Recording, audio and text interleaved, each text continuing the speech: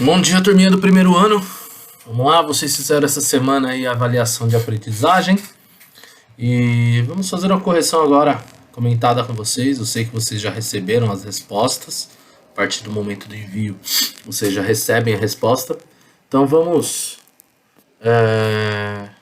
comentar um pouquinho as questões aí com vocês, tá bom? Analisando o gráfico abaixo, assinale a alternativa correta. As teorias de como o homem chegou à América são variadas, porém as três mais aceitas são comunidades historiográficas, são as apresentadas no mapa ao lado, no caso abaixo. Estas devem à influência de correntes de pensamento. Então eu tenho aqui América, onde eu tenho uma travessia antiga pelo Estreito de Bering, tenho por essa região e essa corrente australiana, Malaio-Polinésia também. Então, resposta correta, corrente asiática, corrente Malaio-Polinésia e corrente australiana. Por que corrente asiática? Eu tenho a saída daqui, ó. Tá? Aqui já não é mais Europa, aqui é a Ásia, Estreito de Bering, Sibéria. Tá? Ok? Então, corrente asiática, corrente Malaio-Polinésia e corrente australiana. Malaio-Polinésia, a região ali da Moana, né? Enfim, e a corrente australiana. Tá? Segundo o historiador Heródoto, o Nilo é uma dádiva do Egito. Mostra a importância e a posição de algumas regiões do Nilo e do Egito. Então nós temos aí o Nilo como principal fonte de desenvolvimento da região egípcia. Então a resposta seria: o Nilo deve ter grande importância para os povos egípcios, formando uma várzea, irrigando as suas cheias, e com a estiagem os egípcios efetuavam a agricultura. Mantém o seu delta no mar Mediterrâneo, na região do Baixo Egito, e a passagem anteriormente da região de Luxor, no Alto Egito. Tá? Então eu tenho o desenvolvimento aí do Rio Nilo, pensando num mapa ali. Ele nasce nas montanhas, passa por Luxor, vai até o delta na parte mais baixa, o Alto Egito e o Baixo Egito. Ok? 3. Assinale V para verdadeiro e F para falso. A região do Crescente Fértil é conhecida desta forma, pois a ligação entre os dois rios Tigres e Eufrates, ligando a região do Golfo Pérsico até o delta do Nilo, mantém um formato de lua crescente, ligando as regiões como Babilônia e Fenícia. A região do Crescente Fértil, nos dias atuais, abrigam as regiões do Iraque, Jordânia, Síria, Líbano, Israel, Turquia. Esses povos antigamente foram responsáveis por várias descobertas, como o uso da astronomia e a formação da escrita cuneiforme, facilitando a relação do contato para o comércio. Artigo 25, inciso 227. Se um construtor edificou uma casa para Al-Ilum, mas não reforçou seu trabalho, e a casa que construiu caiu e causou a morte do dono da casa, esse construtor será morto. Este artigo é referente à formação da lei do Código de Hammurabi, que tinha o significado do olho por olho e dente por dente. Os povos babilônicos tiveram como seu primeiro líder Nabucodonosor, construtor dos jardins suspensos da Babilônia. Conhecido como construtor, trouxe um crescimento para a Babilônia, aumentando o estudo religioso com a construção da Ziggurat, templo religioso, junto ao estudo da astronomia. Então eu tenho vários conceitos aí que falam dos povos mesopotâmicos, onde todos eles são verdade. Tá? Crescente fértil até desenho na lousa, tinha aquele formatinho de uma lua crescente. Tá? O Código de Hammurabi, como eu citei em aula, até hoje o Código de Hammurabi tem importância nas leis. Nabucodonosor foi o principal construtor aí para a Babilônia. Tá? E o outro ponto principal, os povos do Oriente Médio, ali a passagem do Crescente Fértil hoje, são todos esses. Tá? 4. Analise o texto e assinale a alternativa correta. Ao povo dei tanto privilégio, quanto lhe bastasse nada, tirando ao acrescentando a sua honra, quanto aos que tinham poder e eram famosos por sua riqueza. Também tive cuidado para que não sofressem nenhum dano, e não permitir que nenhum dos dois lados triunfasse injustamente. Essa frase faz referência a quem?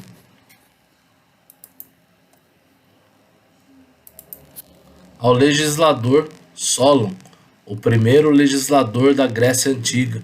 Então eu tenho o quê? Ao povo dei tanto privilégio quanto não lhe bastasse, ou seja, ele está pensando em todos, não tirando ou acrescentando a sua honra. Quanto aos que tinham poder, quantos que tinham poder eram famosos por suas riquezas, também tive cuidado para que não sofresse nenhum dano. Então ele trabalhou tanto para um quanto para o outro.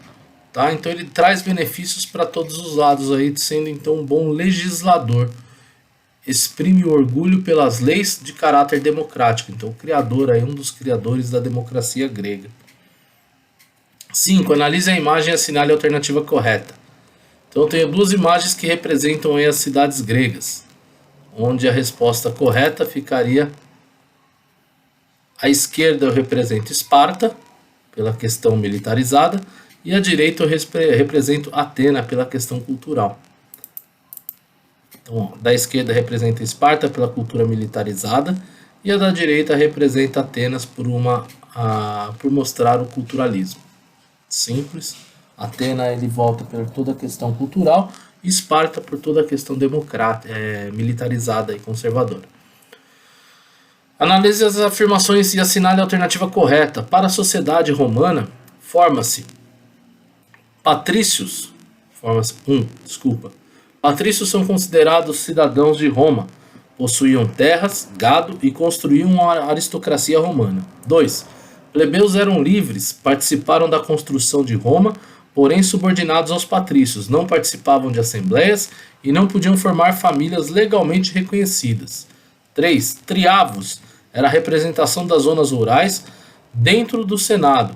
Esses podiam opinar em qualquer situação de interesse mútuo, crise agrícola e distribuição de alimentos. Eram de responsabilidades desses. Foram os primeiros a aceitar uma república, pois era de interesse de se manter no poder. 4. Escravos recrutados entre conflitos, independentemente da cor, ou plebeus endividados, eram considerados ferramentas e mão de obra, sem nenhum direito, porém sempre respeitados pelas famílias romanas, podendo comprar sua liberdade. E estão corretas as respostas 1, 2 e 4. Esse negócio de triavos aqui não existe. Tá? 7. Analise as características abaixo e assinale a alternativa correta. O islamismo, ideologia difundida a partir da Alta Idade Média, em que o poder político confunde-se com o poder religioso, era dotado de certa heterogeneidade, o que pode ser constatado na existência das seitas rivais como? Essas seitas rivais têm algumas ideologias. Então tem seguidores de Ali, tio de Maomé, ou descendente direto de Maomé. Autoridade passada a Ali, fiéis são independentes. Hoje são os mais radicais guiados por Alá. Seguem os califas, sendo dependentes deles pelas suas decisões, então não precisa ter vínculo com Maomé. Líderes califas são escolhidos pelo povo. Hoje são os menos radicais dependentes dos líderes. Eu tenho a resposta correta, sunitas e xiitas, tá? São as duas vertentes do islamismo aí. Quando Pepino, o Breve, arriscou a sua usurpação, que tantos outros tinham executado nos reinos vizinhos, quis purificá-la para a mais inatacável consagração. Primeiro levou o Papa a declarar que o título real deveria caber a quem detivesse o verdadeiro poder. Depois, eleito rei pela Assembleia dos Grandes, fez-se ungir por São Bonifácio, o mais ilustre dos missionários na presença dos bispos franceses. No caso, então, Pepino, o Breve, tornou-se assim o primeiro rei da dinastia. Qual dinastia? Carolíngia. O imperador Carlos Magno vai dar para ele um pedaço de terra, transformando ele em rei religioso, tá? Então, do mesmo jeito que o Pepino transforma ele em rei, em imperador, Ele, o imperador Carlos Magno, vai transformar o Papa Pepino em rei. O Tratado de Verdun foi uma divisão de um antigo império medieval que dividiu-se em 3 partes. No caso, eu tenho todo esse império, que era do Império Carolíngio, dividido em 3 partes, que são eles. Quem eram os donos? França Ocidental, Carlos o Calvo. Então tem aqui França Ocidental. França Central, Lotário. Desculpa, França Oriental, Carlos o Calvo, do lado laranja. Lotário. E Luís o Germânico, em França Ocidental. Desse ladinho aqui, roxo. Esses 3 eram quem? Eu tinha um filho e 2 netos do Carlos Magno. Então ele divide o império dele entre os seus herdeiros. Isso vai dar chave aí, dar portas para o feudalismo, onde esses territórios agora começam a ser fracionados. 10. Analise a imagem e assinale a alternativa correta. Essa imagem El Aquilari, Sabá das Bruxas de 1797 e 1798. Essa imagem é pintada bem depois da Idade Média, mas eu tenho o quê? As trevas, o escuro, a noite, morcegos voando, o sabá, aqui que seria o bode na representação demoníaca, mulheres em torno desse bode, oferecendo ali crianças para esse demônio, alguma até morta aqui já.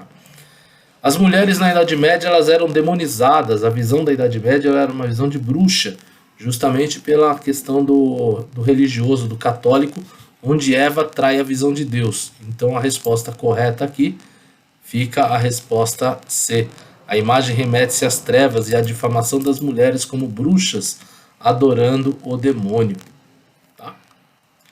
Ok, pessoal? Então é isso, como eu falei, as respostas vocês já receberam. Agora a gente comentou um pouquinho dessas respostas, tirando algumas dúvidas aí o porquê do erro e dos acertos, tá? Espero que voltemos logo aí às aulas presenciais. Um abraço para todos e até mais.